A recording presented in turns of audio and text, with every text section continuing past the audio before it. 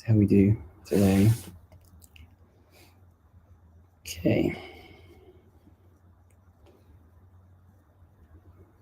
Okay, let me see. This works now on all three channels. Hello, everyone. I hope you are all well. Thank you so much for joining today. And yeah, I've managed to connect Facebook up as well today, which is amazing, as well as YouTube and Instagram. And what I want to do today is talk a little bit about study groups. So as many of you may know, my big sort of thing at the moment is study groups and how they really help with motivation for learning languages. I've found that with my Korean study group, I've got an awful lot of motivation to continue with my Korean studies. And we had a full day of talks yesterday with the International Day of Multilingualism. And I spent many hours talking to lots of different people and really enjoyed it. And I've just done a live as well on Clubhouse, talking to more people about language learning. And some things have cropped up that seem to be common themes about what we can do together. And it's great talking about languages, it's great talking about learning, but the actual learning itself is kind of where things maybe aren't being connected quite as well. And this is where I think what we've been doing on Clubhouse, particularly on Clubhouse, is really, really good. It's more than sort of the challenges that we had. We had like language learning challenges in the past, where you encourage each other, but you're not necessarily on the same journey. Whereas with a study group, what you do is you actually go through the materials in the language of the language that you're studying, and you meet up and you support each other and you give each other feedback and you ask each other questions. You take it in turn to read. You go through the materials together as a group. And there's something quite special about doing that. And I think that it would be good to see more of that happening. And it would be one of my wishes actually for sort of the coming year to sort of see that come together more and more, because I know that I found a lot of strength in doing that with my languages, particularly with Korean. And I've also really enjoyed following these courses in languages that I otherwise wouldn't get to study. So, you know, since the sort of pandemic, I started doing some North Sami. I did a course in North Sami, did a course in Scots, courses in Cornish, Scottish Gaelic, and now in Mayan. And the things that I wouldn't normally get to do, but the things that I get to do now because of what's happening with, you know, being online and all that kind of stuff. And yes, there are disadvantages, and yes, there's things we miss about being in person. And yes, I get that not everybody loves courses anyway, but the study group aspect that sort of sprung out of what's been going on recently is actually quite powerful. So one thing I've done is I've put together a short questionnaire, and it's going to be linked on the Facebook page and also on the YouTube video of this live.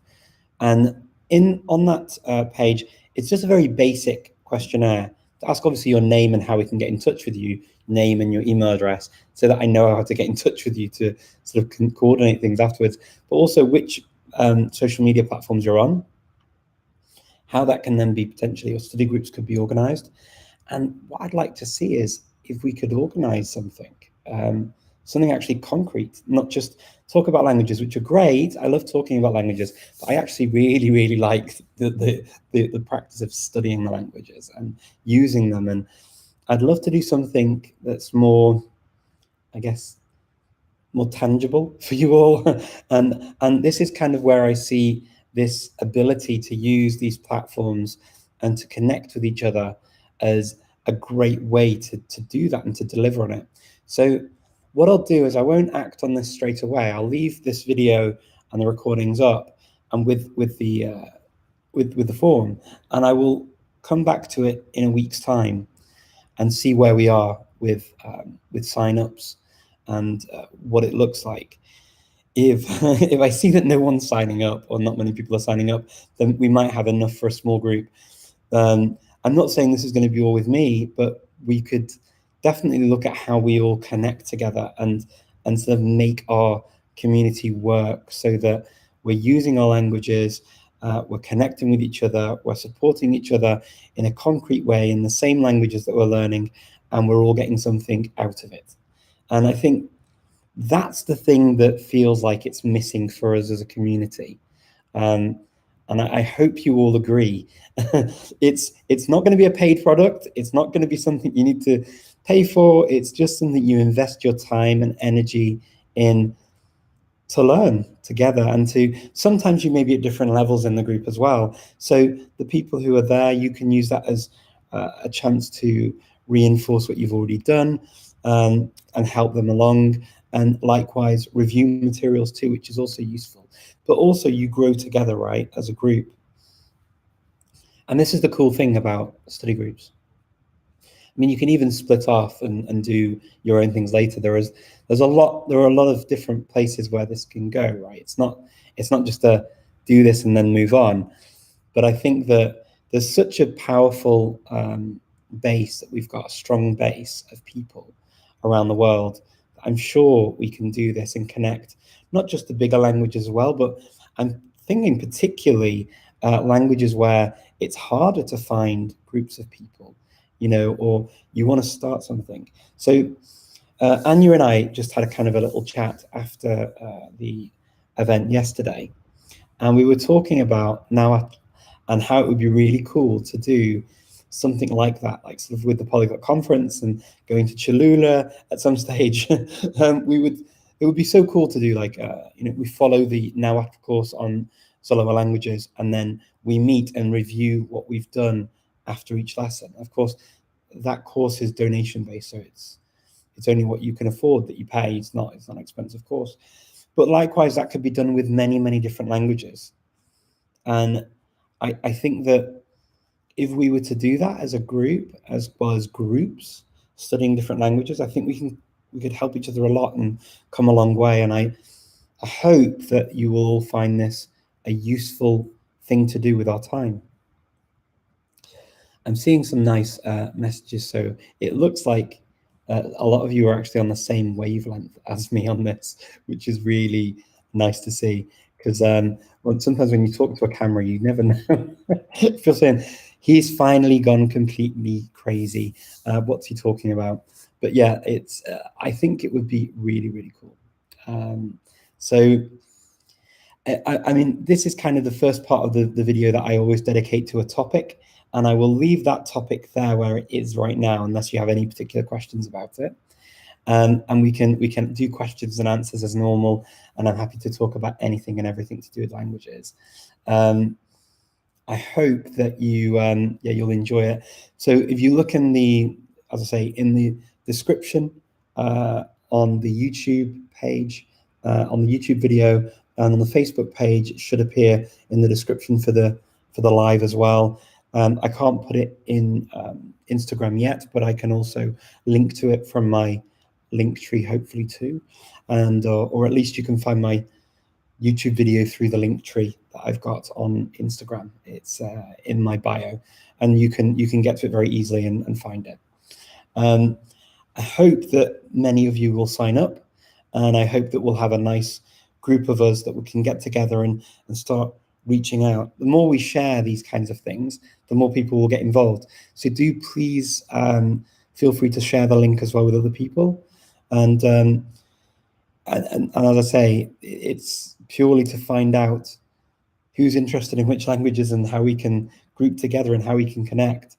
And then what I'll do is when I see all of the results, I'll start to compile some sort of ideas of I'll sort the languages out, people who are interested in certain languages or want to teach certain languages, and then I'll start sending out emails so we can really hone in on what we want to do together as groups. Just my little way of hopefully giving back something to the community instead of just answering questions, to give something that carries on and helps you build meaningful relationships with other people in the community who want to learn languages too. I hope that you'll find it useful. Just to give you an idea of what I do actually with my group on Clubhouse. So we have 3 books that we work through, and they're all the Talk to Me in Korean books. So one of them is 500 Korean words, and we take it in turns to read through the vocabulary and translate it and talk and sort of practice our pronunciation of reading the words. Then we go through the extended vocabulary, so words related to the words in the actual list.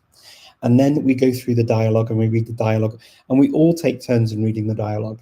And we then use the exercise to translate English back into the Korean from the dialogue. And it's usually just exactly the same as it is in the dialogue, but it's a good exercise to sort of to read the Korean over and over again.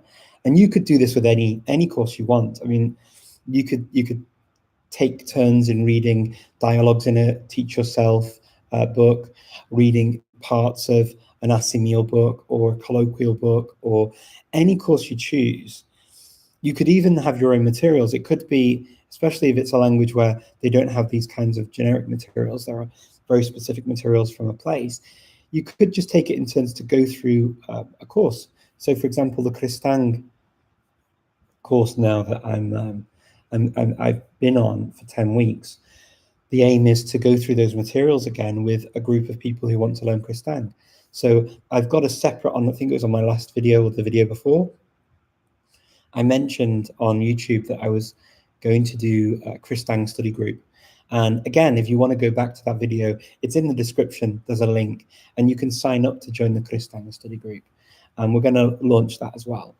So we're doing that because Tang is a small language that's spoken by maybe 100 people or so. When I say small, I mean small in number of speakers, not that it's any less valuable. Of course, it's as valuable as any other language. And it's spoken in Singapore and Malaysia, and I think it's around 100 speakers, and it's kind of a creolized language from Portuguese and Malay mostly, but there are also elements of other languages too in there. And we've actually used Telegram and Zoom for those groups. So our course was on Zoom with a Telegram element. So there could be a combination that we do with these study groups, whether it's on Clubhouse, whether it's on Discord, on Telegram. You may even agree to be on WhatsApp. It could be a number of ways we can do this. But I think there's a good way of being able to do it. You could even use Google Meet, I guess, as well. That could work, which I think everyone can sort of get access to, and have Google Pages or whatever. There are many, many ways we can share things. So Google Docs is probably going to be a good way to have the documents, have a template of the days and the hours we're going to meet, and then the things we're going to cover during the lesson, and then just during the study group. And then there could be then a Google Meet or Hangout that we use for that purpose as well, to meet and to talk and to practice language for, say, an hour or so whenever we do it. And I just find, with my personal experience with Korean, I was at a stage where, quite honestly, I possibly would have given up. And if it were not for the study group, and it got to the point where, for me, I love the study group, I love doing the Korean in it, but more than the Korean, I actually really like meeting the people, because I like the people in the group now. And it's I mean, we're not a social group. We're talking about Korean, and we're going through the work, right? We're not sitting there chatting in English, getting to know each other and talking about what happened on TV. There's elements of like getting to know each other in the in-between parts, right? As part of it, it's a natural process. But the concentration is on learning Korean, but I just really like the people, and I think when you have that desire, you don't have the desire to maybe study one day. You feel, oh, I can't be bothered studying, but you want to be with the people, and you can even say to the group, I've not really done that much, so take it easy. I'll be kind today. People are very nice in the group, and we can just be kind to each other and just acknowledge and say, okay, we'll do what you want to do, what you feel comfortable with. And I think it'd be really, really cool. So I'm seeing some nice comments here about you needing a study group. for Korean, you'd be very, very welcome to join us. If you've got Clubhouse, you're very welcome to join us on the Korean Clubhouse group. We're definitely, there are a number of us that are beginners in the language, and honestly, Nina is really supportive, and she has introduction to Hangul groups as well. I don't go to that group because I already know Hangul, but reach out to me if you're interested, and if you have an iPhone and you want to join Clubhouse, yeah, reach out to me too. And if I know you and I'm happy to sort of, if I've got any invites and we know each other, or at least I know you from online, and I know you're not going to go crazy on Clubhouse, because they say you're supposed to know the people that you invite. So if I do know you, then I'm happy to invite you as well. So let me see. Are there any questions here? I love that I'm getting positive reactions to this. So thank you so much. Thank you for all of the nice comments as well, and welcome to everyone. Thank you for joining. And now we've kind of got past that quarter of an hour of me talking about what I wanted to talk about, because I think it's important to talk about these things, isn't it? To sort of do something that we can really help and do something good. Please do sign up below if you're interested in joining a study group, and let's see what we can organize. Let me have a look and see what we've got. Good afternoon, good morning, good evening to everyone around the world. Netflix has lots of movies available, great for special effects, storylines. Oh, okay. Yeah, I mean, you could even build a study group based on sort of doing that. If you're advanced, for example, a kind of vocabulary, you could even do something like that. Would be quite cool.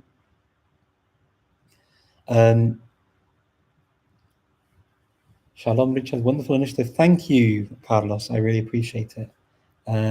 Can people from any level, beginner, intermediate, or advanced, lead the study group? Absolutely. So for Kristang, the study group for Kristang will be people who have been through the very first level of Kristang. So we're by no means fluent speakers of the language, but what we do have is the experience of doing a 10-week course, and we can use the materials we used, and we can transmit the same information to a new group of people who can then join us on the next stages of learning Kristang. For us, we get to practice the Kristang we've learned during the break between the first level and the second level. Kodra Kristang has actually agreed that anybody who does the study group with us and completes the materials will be able to join us on the second level and skip the first level. So there are definite benefits to doing it this way. And in our Korean group, yeah, people have studied for a few years, some of them have been doing it for a few months. And it's a great mix because you see that we're all learning. There is something for everyone. And yeah, you can be a beginner. Why not? You can be a beginner and teach a language.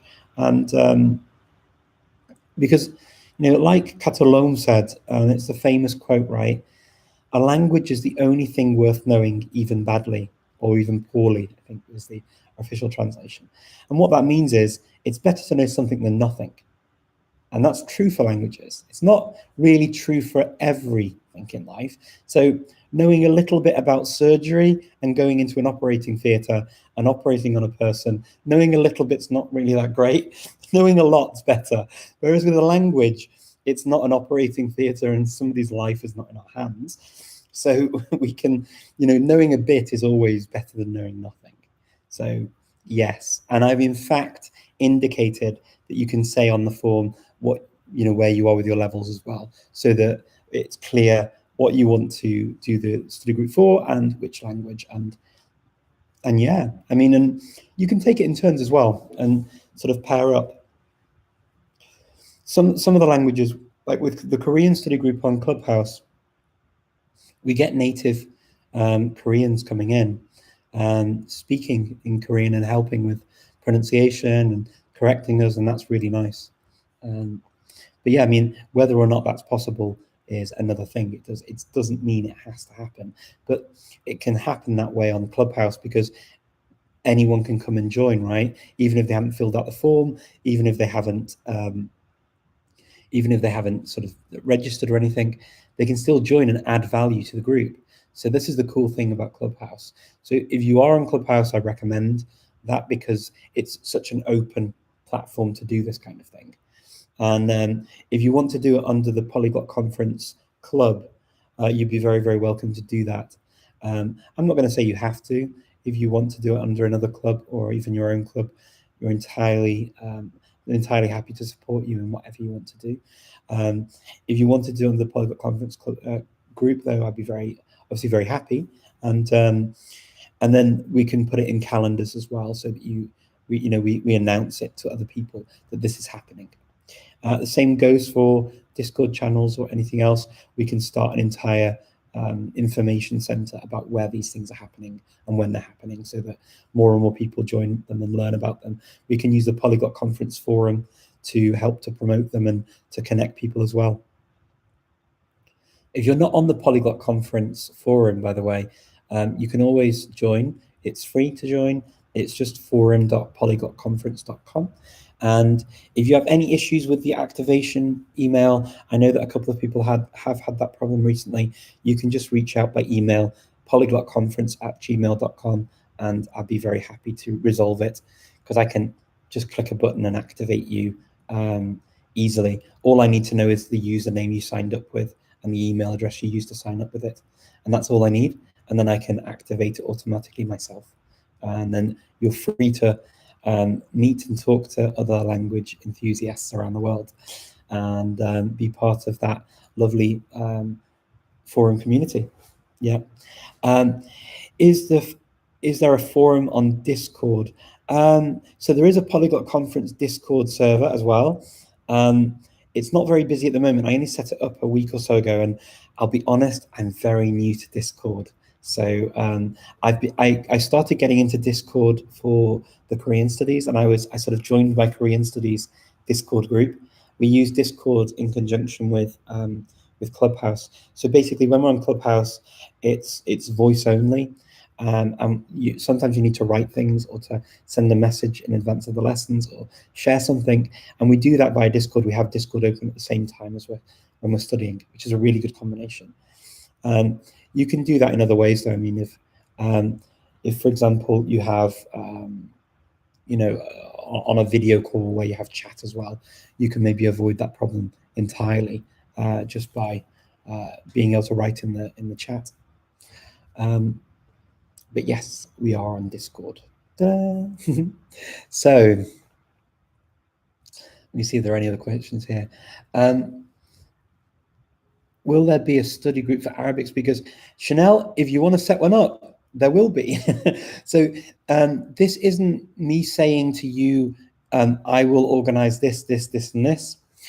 This isn't me saying to you, you have to do this, and this. This is you saying to me, I would like to do this, and I'm looking for this. And then I will try and join you up.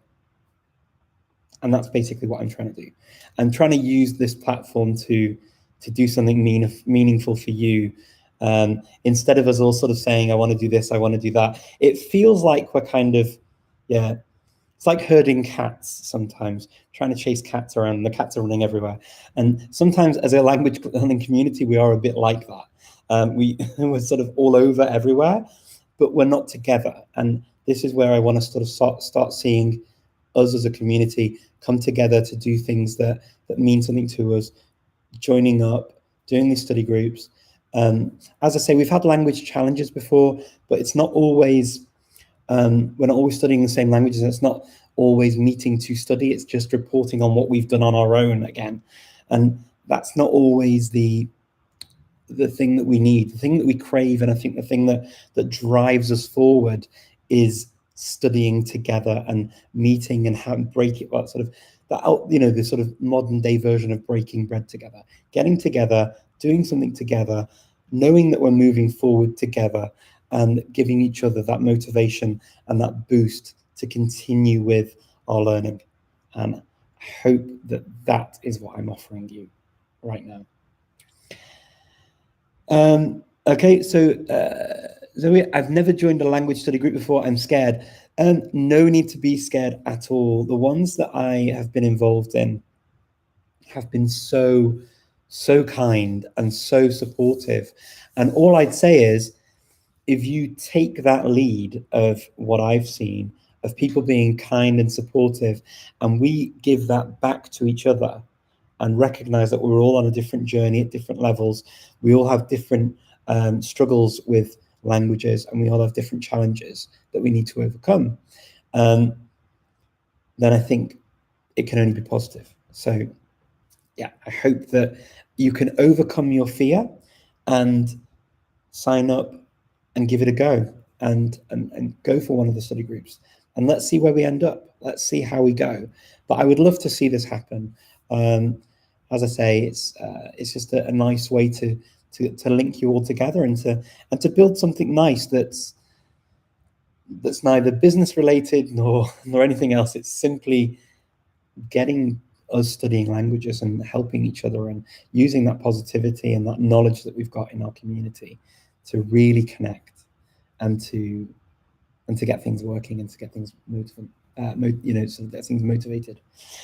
Did you communicate with the YouTube Sioma NYC or Oriental Pearl, or check their videos? Both would be great for a motivational talk.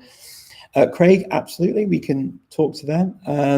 Xiaoma actually was on the video for the Moses tribute, but we've not been in touch directly. Oriental Pearl, I don't know either, but I would be happy to hear from them if they want to talk. I would be very, very happy. I'm happy to speak to most people, to be honest. I quite like talking to people.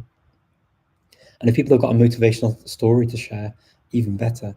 Please, if you do let people know, if you see people like that, please do let them know that if they want to talk at the Polyglot Conference, that we'd love to hear from them.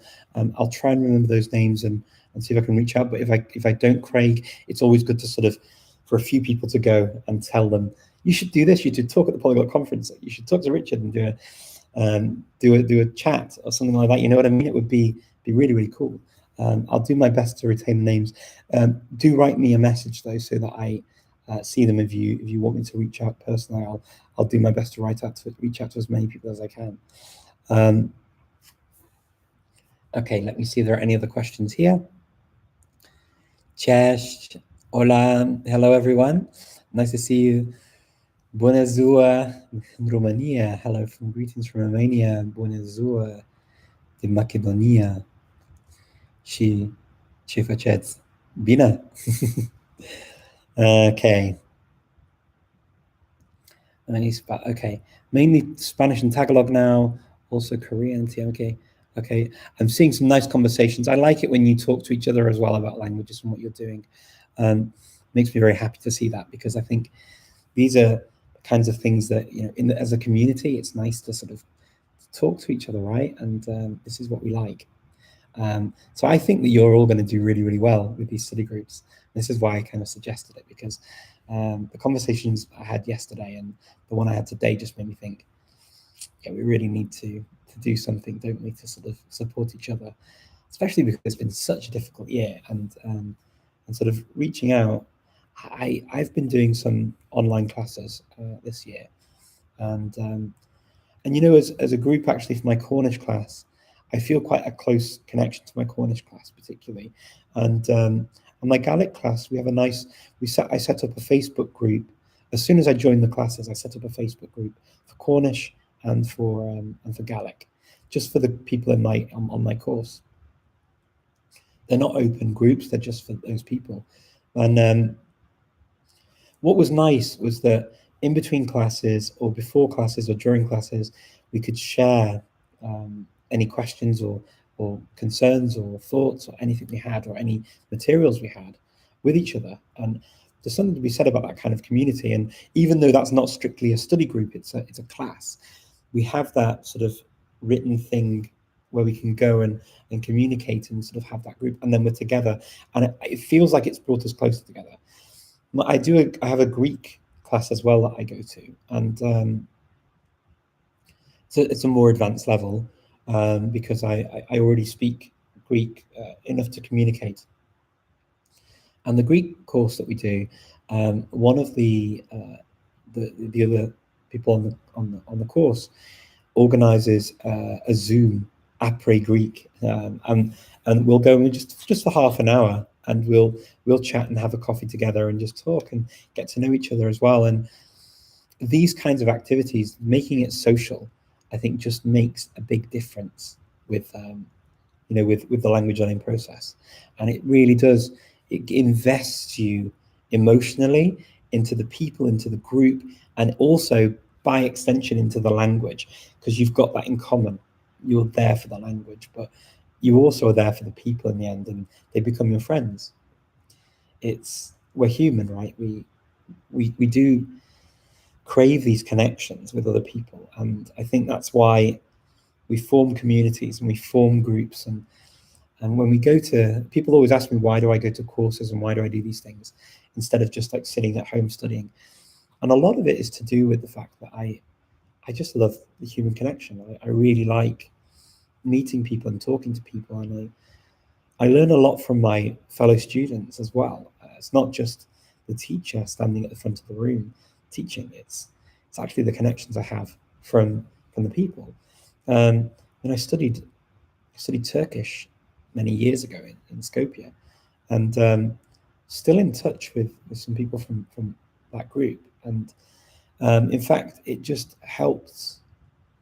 It helped me integrate a little bit as well into Skopje a bit better, and also understand different people from different places. And there's a lot to be said, I think, about joining these kinds of groups and having a class and having people who learn with you. I really like it.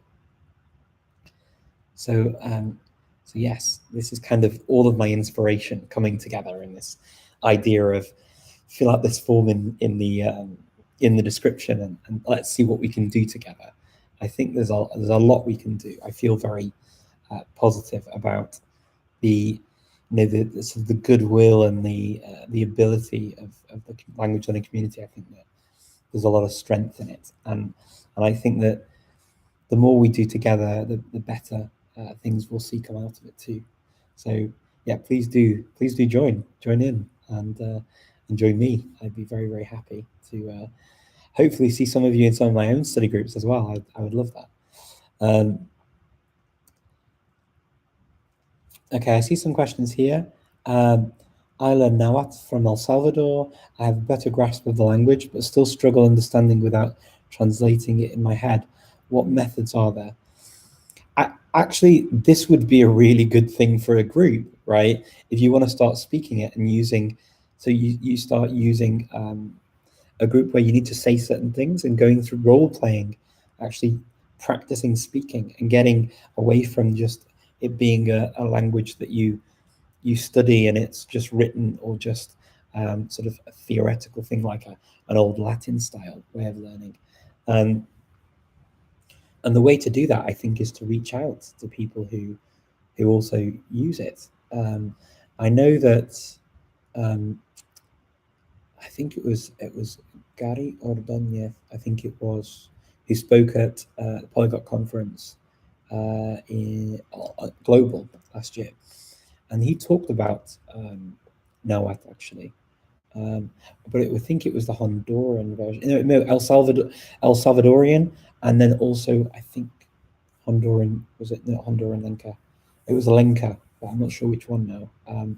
But there are groups for some of these languages, and I think for El Salvador there is a Nahuatl group actually already on Facebook. So Jaime, you could possibly join that, where they do get together, I think, and speak and use the language, and they definitely communicate in it. Have a search and see. If you can't find it, let me know, and I'll see if I can find the group for you so that you can connect. Let me see. Kind of feeling like kind of lonely in the learning process journey, since being a polyglot is not a common thing among people. Yeah, it can be like that. I mean, the cool thing about these groups as well is you meet different people learning different numbers of languages and doing different things. If you want to particularly look for people who speak multiple languages, then there is the Hypia group, HYPIA, and they have an association basically, and it's free to join. You just apply, and they assess whether or not you meet the criteria that they have, and you can apply to join. And they have regular catch-ups as well for people who want to practice multiple languages. If you feel that that's your thing, then go for that too. That's another option as well. So maybe you might want to do that. So here it says, sorry, can you tell me again how to join the forum? Yeah, of course. So the forum is the Polyglot Conference forum. So Polyglot Conference, okay? So you go to forum.polyglotconference.com and then you can sign up.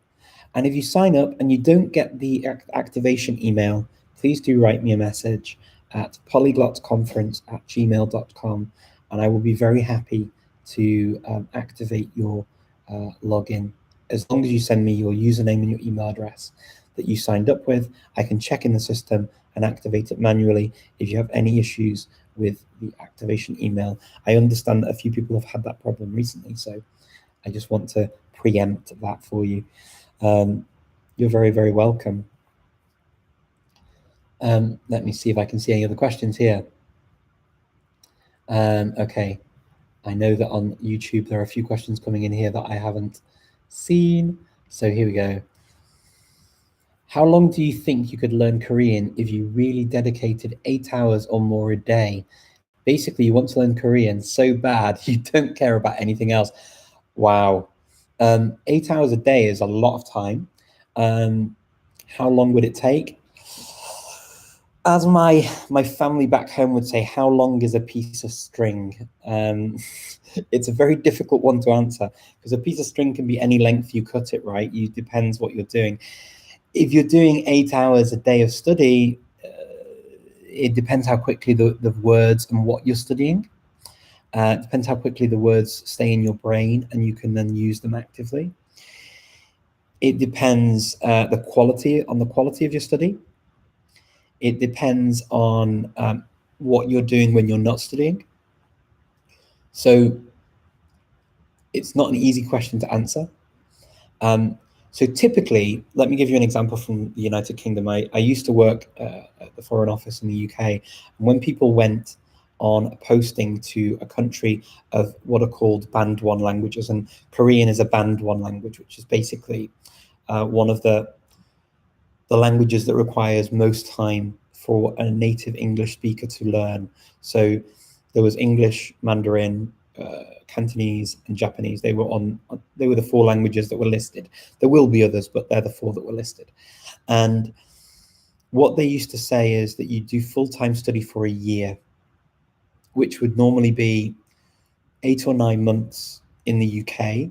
On a daily basis, you'd have lessons with a teacher and then also study on your own. And people would do that as a full-time job, which is what you're talking about, 8 hours a day, right? It's pretty much a full-time job. And then they would go to the country to do intensive courses for a month or 2 at least. And then they would go out on a posting. And by that time, they would be conversational in the language. So they'd be usually at a point where probably I'd say if we were using the CEFR, probably around a B1, B2 level by the time they went out. Now, it's a very quick time to learn a language like that to that kind of level. But as we're saying, you're treating it as a full-time job. And so the amount of contact hours with the languages is not to be underestimated. So the hours you put in are what you get out. Languages do not go into your body via osmosis. It takes time. And if you've got knowledge of other languages that help, so for example, if you speak Chinese already, there are a number of Sino-Korean words that you can pick up on straight away. If you speak Japanese, it will help with some of the grammar. The grammatical ideas in Korean are not hugely dissimilar to the grammatical ideas and concepts of Japanese. So Korean and Japanese have sort of that commonality. And then, yeah, in terms of the writing system, it's way easier than learning to write Mandarin or Cantonese or Japanese. So yeah, you have that advantage. There are some other tricky bits, but and I'm yet to get to them all. But it's definitely it's definitely worth it. And I think, yeah, see how you get on. Come back and tell me though when you've been doing this, and let me know how it goes. But doing 8 hours a day is a big thing to do, and if you don't have to work and you're in a position where you can do that, absolutely all the power to you. I hope it works very well for you. Let me see. Any device for acquiring vocabulary or inflected languages. In particular, I'm studying Russian. I find it more difficult to acquire new words. Vincent, the truth of the matter is, with a language, when you get to a new family, and I'm guessing it's a new family for you when you're saying that the vocabulary is hard to come by. With a new family, it can be quite challenging to start remembering the words, and sometimes the words start looking the same when you learn them. So you almost feel like you're sort of 2 steps forward and 1 step back in the process. And I totally relate to that. I've had that experience myself. It's an interesting phenomenon, and what I would say is, when it comes to the declension, so sort of how you decline the nouns, I always found that it was most useful to learning context. So learning how you say a set phrase and how you say certain things and express certain things. Learning the tables can feel, I think, overwhelming when you're learning a language like Russian or another language with many, many cases. And so I never advise people to learn parrot fashion, all of the noun declensions. I always say it's way better to learn in context and then feel confident that you're saying things exactly right. So be very active in your reading and listening when you hear people use the nouns in a different way. So machina instead of machinu, machinoi, or whatever else, or machinely, the different nouns, the versions of these word for car that I've just given now, how you hear them differently. It's good to sort of take stock and note of, okay, if I want to say by car, it's this one. If I want to say it's from the car, it's this one. If I want to say it's in the car or going in the car, it's this one. If it's inside the car right now, it's this one. And you really pay attention to how it changes in that way. It will help you to memorize them without having to memorize them, if that makes sense. I find that quite useful. If you are a person that loves declension tables or conjugation tables, if it comes to verbs, great, you can definitely do that, and it will help you to sort of figure it out in the beginning until it becomes automatic. But eventually, this all has to become automatic. Otherwise, you're basically sitting there for ages during a conversation trying to think of how on earth do I say that, and stumbling over your words and focusing so much on tables that, in a real life conversation, you can't sit there sort of looking into space, imagining a table of how it changes and then going through them all until you get to the right one.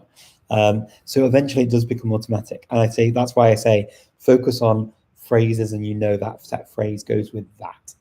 And hopefully that will help. Okay.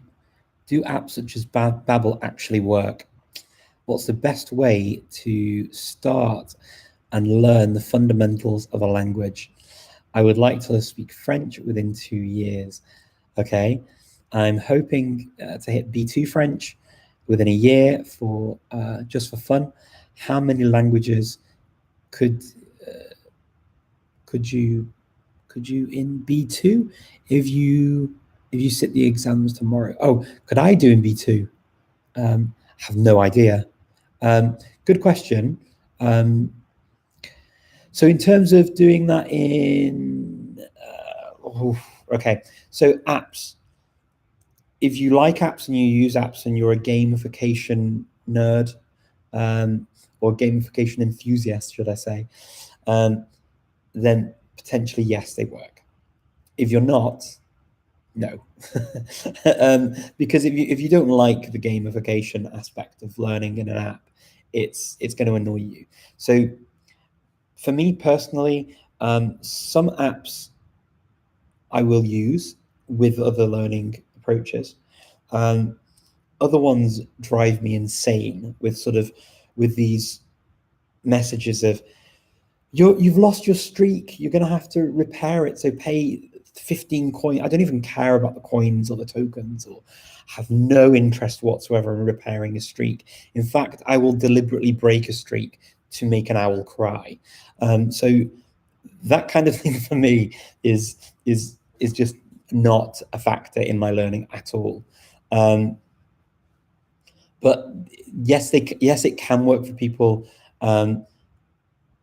I've been using an application recently. I was asked to test an application for Speakly, and actually, you know what? I found it really quite good. So Speakly has interesting languages on it. It's got. I'm using it for Estonian, and I know. I'm already studying like a gazillion languages. Why am I doing Estonian? But I wanted to try it out and see how it works, because I'm always curious how a new application works. And it actually uses really good sentences you would actually use. Nothing about owls or people sort of going out with their mum, dad, and a bear from the woods for a picnic on the edge of a cliff, or anything strange like that. It's normal conversation, normal stuff that you would use, and they base it off sort of the most normal vocabulary that you would see and hear in Estonian. And they also do Finnish and Russian and French and Spanish and German. So, I mean, if you want to check out Speakly, I'm not paid to promote anything. I just have used it now for about 3 weeks, I guess, and it's been pretty good. So I found that a useful app to use. There are other things. I mean, I guess, people talk about Babbel and Memrise and the videos, the courses that they do, and using sort of Memrise have got this sort of real life language element to it now that people find really good. I've not done so much on it, so I can't say from personal experience in the same way as the Speakly app I have used now, personal experience, because I was interested in seeing how they taught Estonian, and I found it really good. And the weird thing is as well, I found that the words are sticking in my head. And I only do like 5. I set myself the minimum to do like 5 words. It takes me maximum 10 minutes of my day, maximum. And weirdly, the words are sticking in my brain. Whether it's because I've studied Finnish before, and so there's a similarity between Estonian and Finnish, I don't know, possibly. But some of it's, I think, just because of the way the app repeats things in a natural way. It's quite cool. Okay. Any advice starting with a completely okay? So with Hebrew, first steps with Hebrew, prologue. If you've got an iPad or an iPhone, go to your app store, write in prologue, and there's a beginner's Hebrew course on there with videos. Really, really good for beginners. It's really good. I've talked about it in a few videos, and I really rate prologue for teaching Hebrew. They do the course for people who make Aliyah to Israel, and it's really good. They did the Ulpan course. They created the Ulpan course in Hebrew, and for me, the Ulpan course is kind of the ultimate language course. I think it's fantastic. Let's see some other questions here. Alexandra Arguelles. Oh, dearie me, what happened there? Something just happened on. I have no idea what happened just now. On. Let me see. I think something just happened on. Sorry about this. I just lost all of the messages on YouTube, and I don't know what happened. I must have clicked something and they've disappeared. So if you don't hear me on, you don't see me answering my questions on YouTube, you know why. I don't know what happened, but anyway, that's why. Change. Okay, I can't do the questions on YouTube anymore. They've just all disappeared, which is very odd. I'm so sorry about that. I saw something about Professor Arguelles, started reading it, and then it just disappeared. So I have no idea what happened. Anyway, let me just see if I can focus on the other ones, and I'll apologize to all of my YouTube people. I'm so sorry. It's so strange. Okay.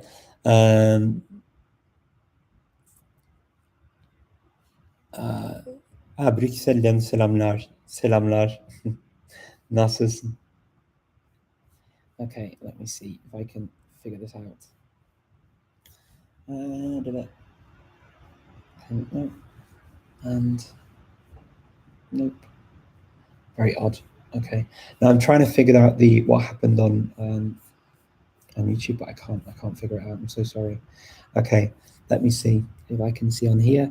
I think you turned off live chat on YouTube. It should be there somewhere. You can turn it on again.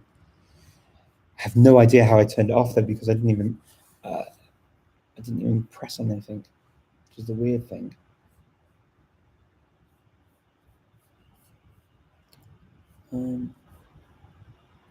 Nope, it's not. It's actually not allowing me to do anything. It's very, very odd. I'm so sorry, YouTube. It will hopefully go back to normal next time. I'll see if there's a way I can get it back. I will definitely do my best and answer questions about it. I'm trying, actually. Here we go. So if I see my screen, YouTube subtitles are off, word subtitles. Okay, no, it's not letting me do anything here, unfortunately. Oh, a minute, I can see some questions actually. Here we go. I can see some questions, so here we go. It may not be live anymore, but I can see the questions that were posted before this happened, which is always good.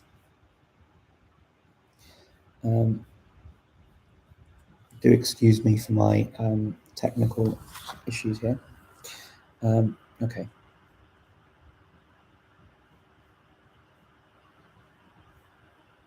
Alexander Arguelles in his prime would wake up at 3 a.m. To study languages. Do you is it just a crazy obsession to be a great polyglot? Great question. No, I don't wake up at 3 a.m. In fact, Alexander Arguelles still wakes up very, very early in the morning. How do I know this? I stayed with him last year in his house in the US, and I spent a week with him there. And I've also spent a week with him in Russia. We spent a week together. It was around about a week together in Russia in about 3 or 4 years ago. We've met up as well. Obviously, we at the Polyglot conference we spend time together as well. And he wakes up very early. So in Reykjavik, in Fukuoka, he came to Fukuoka in 2019, and I saw him last year as well. That was one of my last trips before the pandemic. And yeah, he still does wake up very, very early, and he still studies his languages, and he still reads and sort of does things. He's got this cool. His job now is working at Concordia Language Villages in Minnesota, in a place called Bemidji. Well, it's just in Bemidji, in the north of Minnesota, and I went all the way up there. It was like -40. It was freezing cold, but absolutely, really interesting to go there and see. And they have this village, and you can walk between the different villages where the language is spoken and use the languages. It's really cool. And he does that. He gets to speak to different people in different languages. And we sat and took part in sort of a discussion in French with the French immersion group, and that was really cool. And then we did some games as well.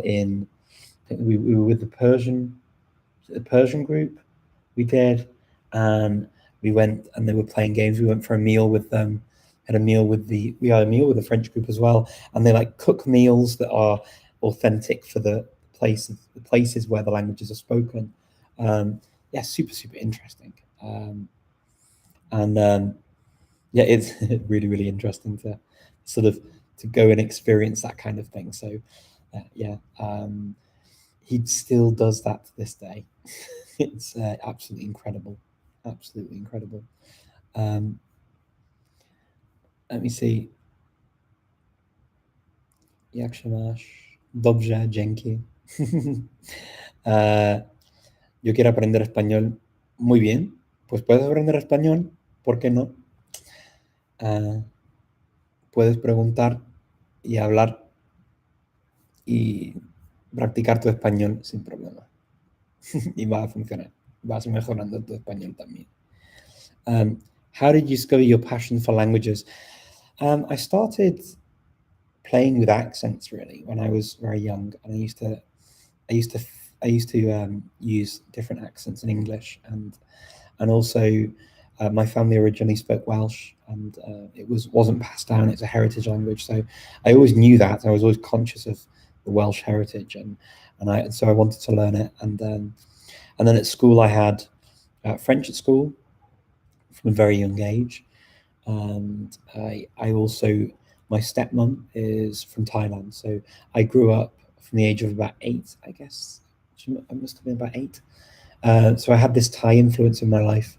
So I have family, and I have Thai family, and so that connection to Thailand as well. It was always sort of, I was very conscious of it. Someone who's all naturally attracted to anything that's different and foreign and languages. It's very nice, and so that's kind of how I got into it, I think, and yeah, now I'm sort of just keep going from language to language to language to language, using as many of them as I can. Yeah. Oi, tudo bem com você? Oi, tudo bem, obrigado. Spreek Nederlands? Ja, zou ik zeggen. Ja, ik heb in Nederland gewoond hoor, dus ja, voor mij geen probleem Nederlands te praten. Ik heb in Rotterdam gewoond en ja, ik moest Nederlands elke dag spreken, dus ja, heel veel chocomel gedronken.